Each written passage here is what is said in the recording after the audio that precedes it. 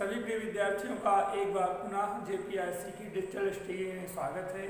प्रिय विद्यार्थियों, आज का वीडियो कक्षा 12 के उन सभी विद्यार्थियों के लिए है जो हमारे साथ जुड़ करके तन्मयता के साथ इस ऑनलाइन शिक्षण अधिगम का लाभ ले रहे हैं।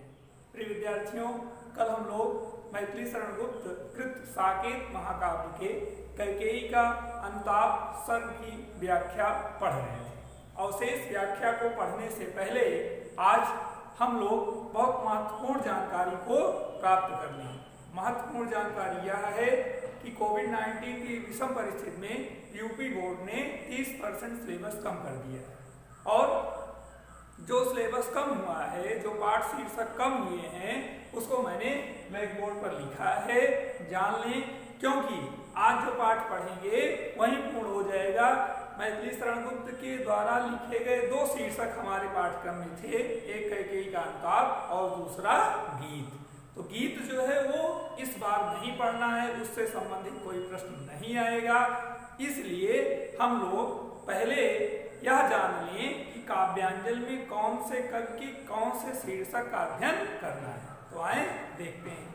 देखें, कुल मिलाकर के 7 कवियों की इन कविताओं का अध्ययन हम लोगों को करना है। जैसे अयोध्या सिंह उपाध्याय हरिऔध कृत जो पवन दूतिया है, प्रिय प्रवास का पवन दूतिया, उसे पढ़ना है। उसको हम लोग पढ़ चुके हैं, जो पढ़े हैं उसे पढ़ना भी है। आगे मैथिली शरण गुप्त कैकेयी का अनुताप शीर्षक पढ़ना है, इससे संबंधित प्रश्न आएगा। इसमें एक पाठ और गीत शीर्षक था जो इस बार हटा दिया गया है, समझते हैं ध्यान से। आगे जयशंकर प्रसाद की श्रद्धामन कविता को पढ़ना है, यह कामायनी का तीसरा सर्ग है। इससे पहले एक जयशंकर प्रसाद का गीत शीर्षक था जो इस बार नहीं पढ़ना है। तो पढ़ते समय वीडियो जब आपके पास जाए, पीडीएफ जाए, तो आप विचलित मत होना, क्योंकि जो सिलेबस इस बार पढ़ना है उसी का मटेरियल आपको प्रोवाइड कराया जाएगा। आगे बढ़ते हैं। उसी प्रकार से सुमित्रानंदन पंत की नौका विहार और बापू के प्रति कविता का ही अध्ययन करना है। ठीक है, नौका विहार और बापू के प्रति, इसमें एक कविता और थी परिवर्तन, वो इस बार नहीं पढ़ना है। चलें आगे देखते हैं। महादेवी वर्मा का गीत शीर्षक पढ़ना है। 3 गीत हैं, तीनों गीत पढ़ने हैं क्योंकि बहुत छोटे छोटे गीत हैं। रामधारी सिंह दिनकर का अभिनव मनुष्य कविता पढ़ना है। बाकी अन्य जो 2 कविताएं थी, पुरूरवा उर्वशी, इनको हटा दिया गया है। इसी प्रकार से अज्ञेय सच्चिदानंद हीरानंद वात्स्यायन अज्ञेय की कविता मैंने आहूत बनकर देखा, सिर्फ इसी एक कविता का अध्ययन करना है। इसके बाद भी जो हिरोशिमा आदि कविता थी उसको इस बार नहीं पढ़ना है। तो प्यारे बच्चों, आज के वीडियो के द्वारा आप अपने 30% घटे हुए पाठ्यक्रम को जरूर समझ लेंगे।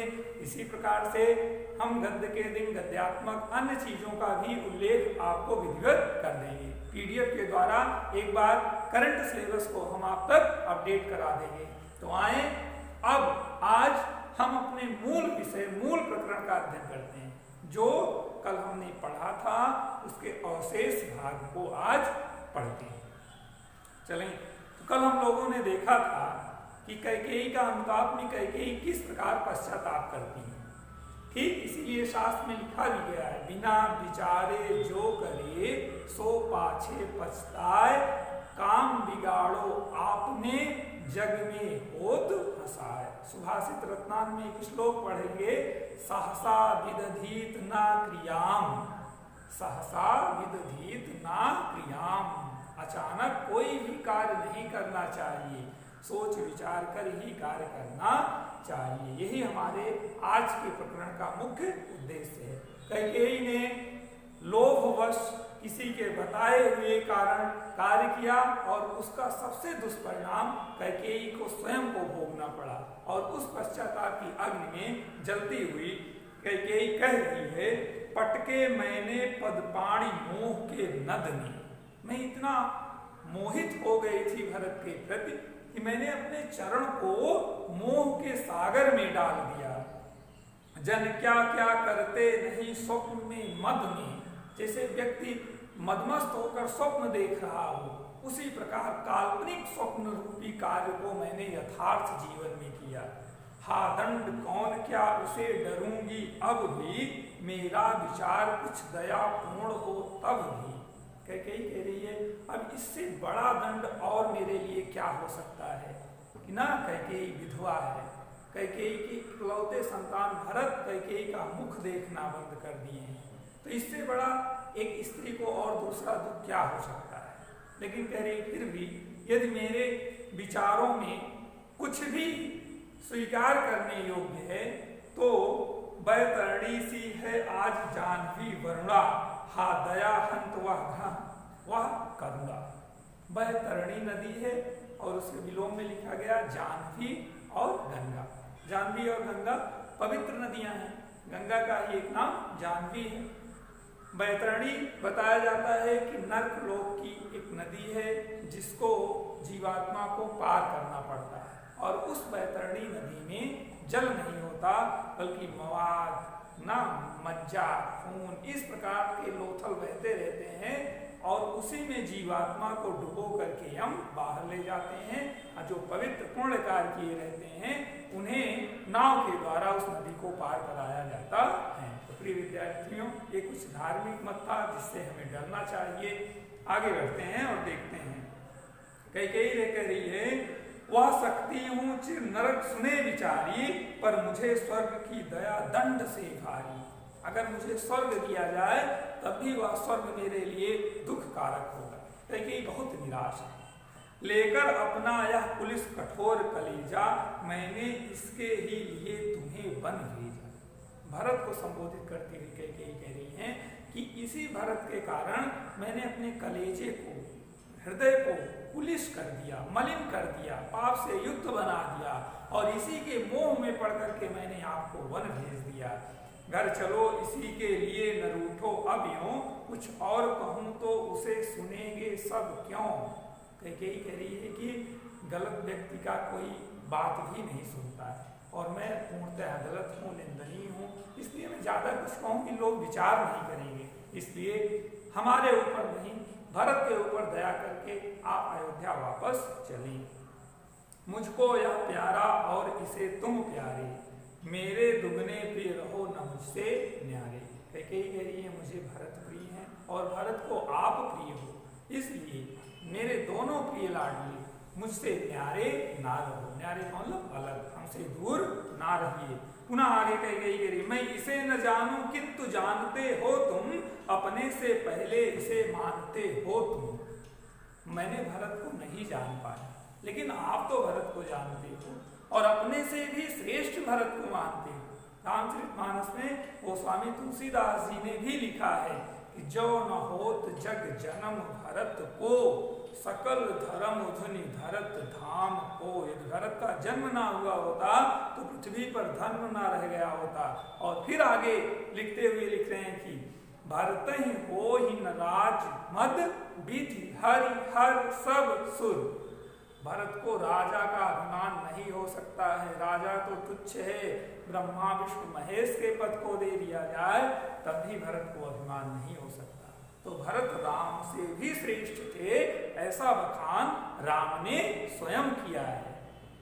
देखें और आगे कह रहे हैं अपने से पहले इसे मानते हो तुम भ्राताओं का प्रेम परस्पर वैसा, यदि वह सब पर हो यो प्रकट हुआ है जैसा। जैसे आपका पारस्परिक भ्रातृत्व लोगों के ऊपर दिखाई दिया, वही भ्रातृत्व स्नेह पुनः बन जाए, यही मेरी इच्छा है। और यदि ऐसा हो जाता है तो पाप दोष भी पुण्य तोष है मेरा, मैं रहूं पंकिला पद्म कोश है मेरा। पंख का मतलब होता है कीचड़ और पंकिला का मतलब कमलनी। कैकेयी कह रही है मैं उस कमलनी की भांति हो जाऊंगी जिस कमलनी में कमल खिला रहता है। कमलनी तो कीचड़ में डूबी रहती है, लेकिन उसका कमल भव्यता के साथ ऊपर खिला रहता है, रूपक अलंकार है। आगत ज्ञानी जन उच्च भाल ले लेकर, समझावे तुमको अतुल युक्तियां देकर। आने वाले विद्वान जन अपने विराट मस्तिष्क से आपको अनेक माध्यम से समझाएं, शिक्षा दें, मेरे तो एक अधीर हृदय है बेटा, उसने फिर तुमको आज भुजा भर लेटा।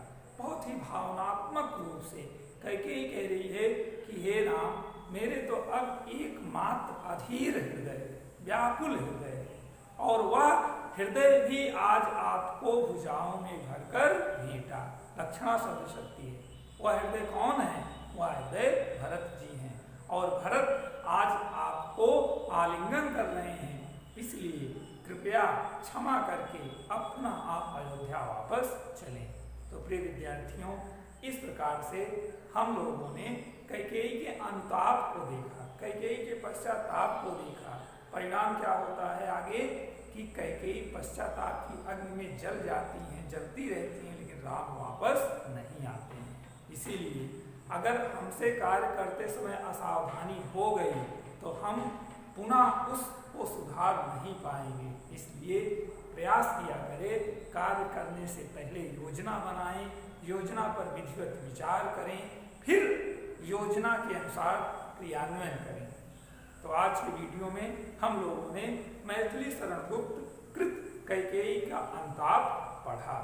अगले वीडियो में हम जयशंकर प्रसाद कृत कामायनी के श्रद्धा मन की व्याख्या पढ़ें। तो घर पर रहते हुए निर्देश पूर्वक दिए गए वीडियो के द्वारा, PDF के द्वारा पुस्तक लेकर के आप अध्ययन करें। कल हम लोग पुनः मिलते हैं। धन्यवाद।